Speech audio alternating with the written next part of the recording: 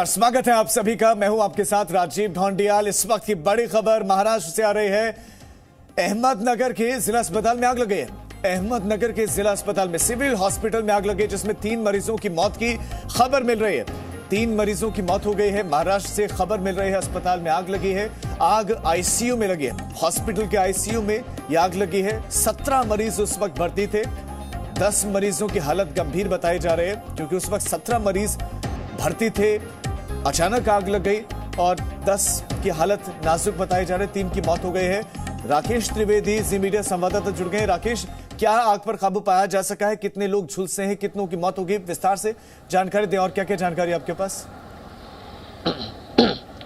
देखिए, आग पर तो काबू पा लिया गया है, लेकिन जब ये आग लगी थी तब वहां पर जो 17 पेशेंट्स थे उन्हें मूव किया गया दूसरी जगह पे। लेकिन ये 17 पेशेंट्स चूंकि आईसीयू में थे, इनमें से कुछ लोगों को लाइफ सपोर्ट सिस्टम की जरूरत थी, कुछ लोगों को ऑक्सीजन की जरूरत थी। जो तस्वीरें सामने आई है वो काफी भयावह है, जिसमें जो पेशेंट्स है वो आग में झुलसे हुए नजर आ गए हैं। आग की जो वजह है वो प्राइमा फेसी शॉर्ट सर्किट बताई जा रही है, लेकिन ये जांच का विषय है। निश्चित तौर पर एक बड़ी लापरवाही जो है वो कहीं ना कहीं सामने नजर आती हुई यहाँ पर प्राथमिक तौर पर दिखाई दे रही है। इससे पहले हमने राजीव देखा था कि भंडारा में एक जब सिविल हॉस्पिटल में आग लगी थी तब वहां 10 मासूम बच्चों की जो है वो उसमें जान चली गई थी। इसके बाद में मुंबई के एक जो यहाँ पे मॉल है ड्रीम्स मॉल, वहां पर जब आग लगी तो उसमें धुएं से वहां पर जो मॉल के अंदर जो अस्पताल था उसके मरीजों की मौत हो गई। लगातार राज्य सरकार कई एक के बाद एक दावे करती गई है कि हम तमाम हॉस्पिटल्स के फायर ऑडिट करेंगे, ये देखा जाएगा कि वहां पे फायर फाइटिंग सिस्टम जो है वो अच्छे तरीके से काम करता है या नहीं करता है। मॉक ड्रिल्स वहां पे की जाएंगी। अगर इमरजेंसी होती है तो लोगों को कैसे बचाया जाए, रिस्पांस टाइम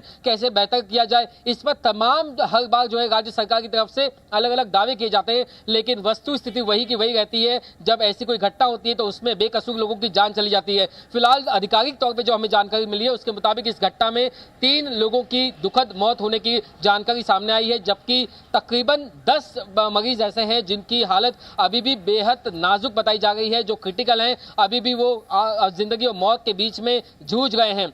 निश्चित तौर पे सवाल अब ये खड़ा होता है कि आखिर इन बेकसूर लोगों की मौत का जिम्मेदार कौन? आखिर कब तक जो है मुंबई या उसके महाराष्ट्र के जो तमाम जो जिला अस्पताल हैं वहां पर ये जो तमाम जो हॉस्पिटल्स हैं वो इस तरीके की घटनाओं पर हमेशा टारगेट रहेंगे, और उसके बाद में अगर कुछ किया जाएगा तो बस एक बयानबाजी और कार्रवाई करने की बात, जांच करने की बात। इस बार भी वही बात नजर आने वाली है। खुद हसन मुशर्रफ जो गार्जियन मिनिस्टर है वो घटनास्थल के लिए रवाना हो गए हैं। अगले कुछ घंटों में हम देख सकते हैं कि दूसरे जो राजनेता हैं वो भी वहां पर एक पॉलिटिकल टूर करेंगे और उसके बाद में अपना स्टेटमेंट देंगे। राकेश, यानी कि ये सामान्य नहीं, एक बहुत बड़ी लापरवाही हुई है और बहुत बड़ी लापरवाही की वजह से 3 जिंदगियां चली गई हैं और कितनी जाएंगी कुछ कहा नहीं जा सकता।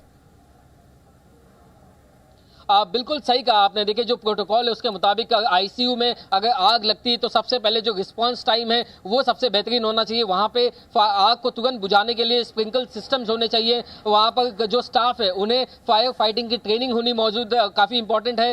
वो ट्रेनिंग कई बार इनको नहीं दी जाती। मॉक ड्रिल जो है वहां कंडक्ट नहीं किए जाते। आईसीयू के अंदर स्प्रिंकल सिस्टम नहीं होता, या मैं यूं कहूं कि जो फायर एक्सटिंग्विशर्स है कई बार वो या तो होते ही नहीं है, होते हैं तो उसका इस्तेमाल करने किसी को नहीं आता। और यही जो है हमेशा देखा गया है कि प्राइमा फेसाई यही सबसे बड़ी वजह होती है कि आप वक्त पर आग पर काबू नहीं कर पाते। आग जो है वो फैलती जाती है और उसके बाद उसमें बेकसूर लोगों की मौत होती है। तो ऐसे में जो ग्राउंड लेवल पे जो सिचुएशन है वो बहुत ही डेंजरस है। और लेकिन ऊपर के लेवल पे जहां पे बात प्रशासन के लेवल पे आती है तो वहां पर सिर्फ जांच करने की आदेश दिए जाते हैं, खानापूर्ति की जाती है, लेकिन उसके बाद अगला जो हादसा है वो होने तक कोई सबक कभी लिया नहीं जाता। ये सबसे बेहद दुखद बात है और शर्मनाक बात है। राजीव, बिल्कुल राकेश, शुक्रिया आपका इस तमाम जानकारी के लिए। आग लगी शॉर्ट सर्किट की वजह से प्रथम दृष्टिया बताया जा रहा है, लेकिन बहुत सारे सवाल खड़े हो रहे हैं कि क्या फायर फाइटिंग सिस्टम था नहीं, रिस्पॉन्स टाइम इतना स्लो कैसे हो सकता है?